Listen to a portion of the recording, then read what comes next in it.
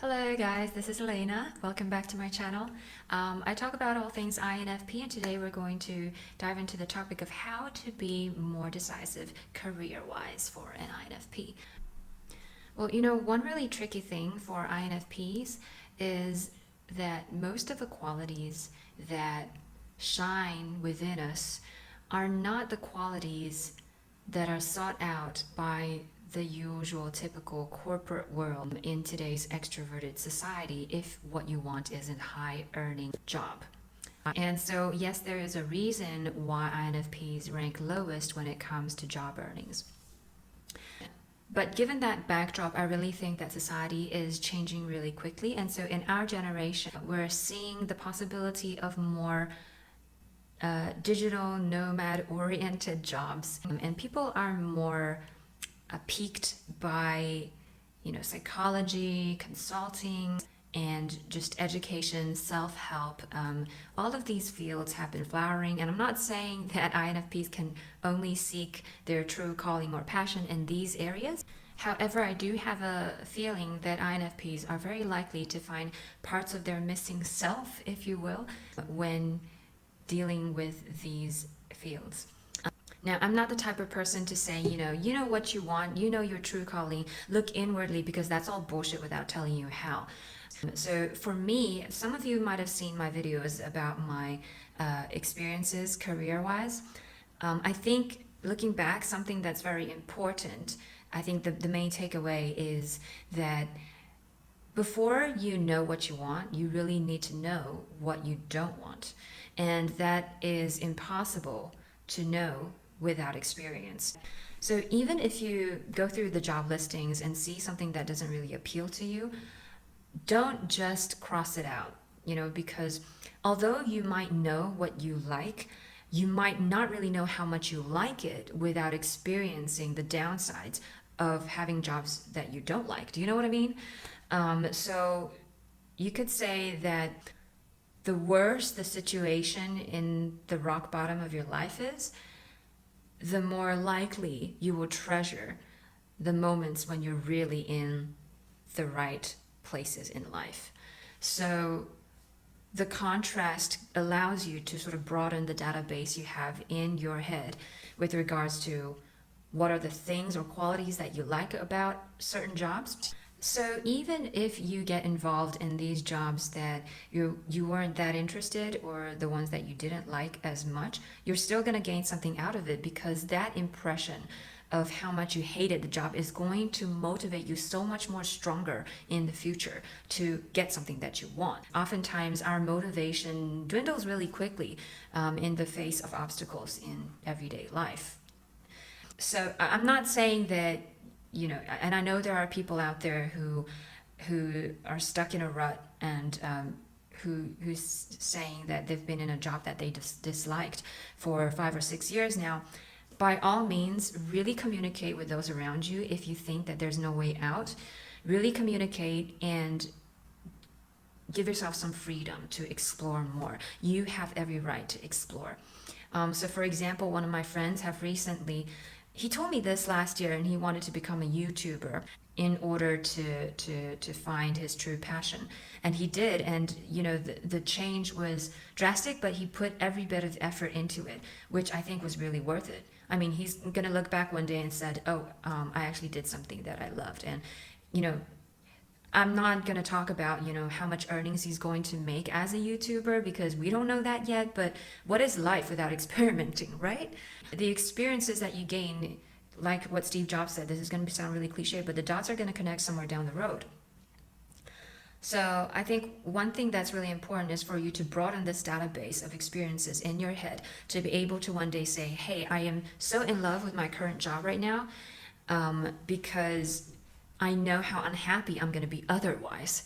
That sounds really pessimistic, but it actually works really well for me. This friend that I talked about just now is not without his burdens. I mean, he's 3 years into his marriage, and they have a kid. So, but his wife was really supportive about it and willing to let him explore, which I find is so.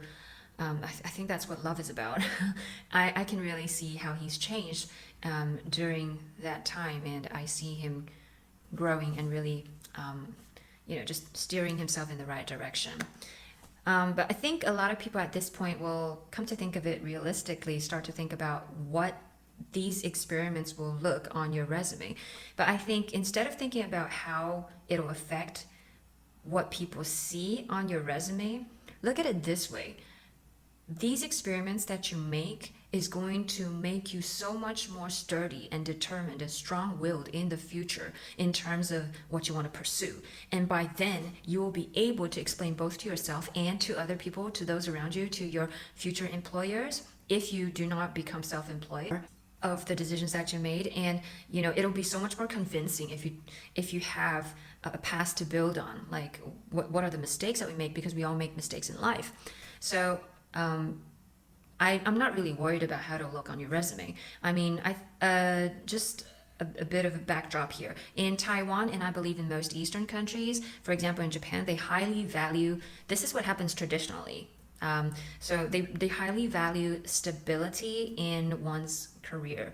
So if you go job hopping, conventionally, they will actually give you a condescending look. But that's, I think that's a thing of a past now. I believe that in the Western Hemisphere, it's actually a sign that you know what you're after. If you're job hopping, not saying that you change jobs every 1 or 2 months, but say if you have a job that you have for like 6 months and then 1 year and then maybe 1.5 years, but you changed 4 jobs within 4 years, but then you have something that you can hold on to for a long time and that you really love. Don't you think that's going to be more worth it? So yeah, I think it's something to think about. Do you want to have a resume that looks good, but that is not going to help you career-wise in the long term? Or do you really want to know what you want in life and in your career? Rather than think about your resume. And what's more, you might not even need one in the future, because for all I know, INFPs are all about freedom. And so being a digital nomad or having some sort of autonomy or being self-employed to some extent is definitely going to be on the radar for all of you INFPs out there. Give me a like if you agree. Okay, so that much I'm sure of.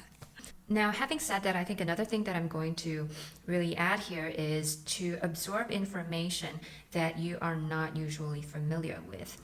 And especially, okay, you can do this through reading or listening to audiobooks, or just talking to people around you who are more, who think in more pragmatic terms, or who you regard as successful. So for example, I used to like reading fiction and novels, but nowadays I find nonfiction more appealing, and I'll actually borrow books from the library that I normally wouldn't read if I was on my own. So I think it's a good idea to ask those around you for a reading list. So for example, I'm just going to grab a book that I have on my table right now. So for example, this book, okay, sorry, it's in Chinese, but it's basically about the trading of firearms between Taiwan and America.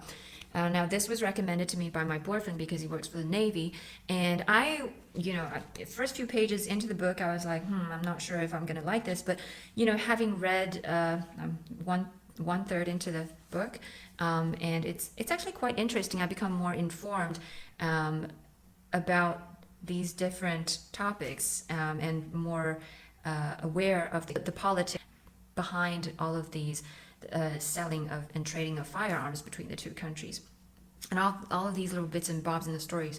It's just it really makes you think a lot, and because it has a lot to do with strategic thinking, so I think that's one thing that you can really develop. It doesn't have to be obviously not about the military, but you can read a lot about for example, the stories of successful people, what their mindset is, especially if it comes to finances, time management, for example. These resources are out there, and I think it's very helpful. So even if you just get one thing from a book, it's enough. It's worth reading then, right? So these have definitely helped me a lot. I'm gonna pop some of the resources that I think were really helpful for me in the description box below. One last bit that I want to add with regards to talking to I'm not going to say successful people, but talking to people in all walks of life. And I think one thing that's really important is to know what is a no-go for these people. And I think it's interesting because I like to draw on the negative aspects before I do come to the conclusion of the positive ones, because by knowing what's totally unacceptable to those around you, you then know what the standards that they set for their own life is and how that'll reflect in their life. And the standards that we set for other people are also then the standards that we set for ourselves. It goes both ways. So, for example, successful people are usually more prompt in terms of time management. You don't really see many entrepreneurs or successful business.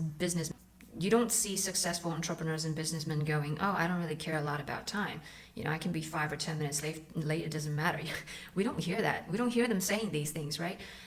So by knowing what doesn't click for them, I think that's one very important thing. So, for example, for some people, certain pieces of information might be common sense, whereas for other people, it's not that important. But I know that it depends on the different fields that people are working in, but then, you sort of go, oh, okay, so maybe I should change my standards a little too, because the more you get in touch with people around you, and I think this is very beneficial for INFPs too, because we tend to pride ourselves in the few high quality relationships that we have, and I'm not denying that, but if you expand your network a little bit to include maybe some people that you might not get in touch with usually, I'm not saying that you should force yourself, but maybe just try that bit harder, because you never know what would come of these casual chit chats. And I know that we're not good with small talk, but it doesn't have to be small talk. In fact, a lot of successful people are quite keen to dive right into some very serious discussions, and a round of fireworks is going to start from maybe a debate or just a random topic that you come up with. So you never know. Just try and bring that experimental side of you out. It's going to be fun, I guarantee. So I think being decisive comes down to these 4 things. And that's the end of my video today. I hope you enjoyed it. Goodbye. Have a good one.